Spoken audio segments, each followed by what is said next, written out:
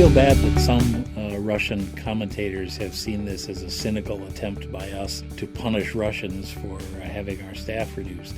That's not it at all. We're not trying to be vindictive here, but we've been reduced to the point where we have to allocate our resources, our personnel resources, to cover a whole range of issues.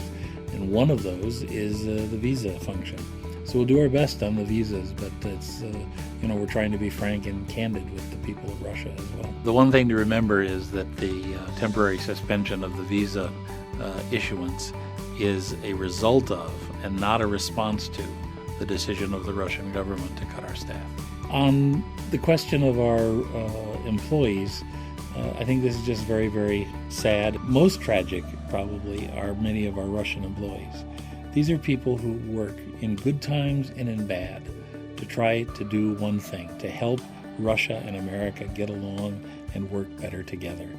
And so many of them, whether they are professionals, workmen, security experts, whatever, we've had to make tough choices in order to meet the requirement, the number that the Foreign Ministry gave us. And I'm heartsick over this. We're trying hard to help them with other jobs, but this is the reality, the impact of this decision by the Russian government. In conclusion, I would just recall the statement that our Secretary of State, Mr. Tillerson, made when he was here earlier in the year. The administration wants to improve the relationship with Russia. It is at a very low point right now. There is no trust, and we want to try to move forward on that. There are a number of areas where we're working together, but this step to force us to reduce our staff is not going to help that process.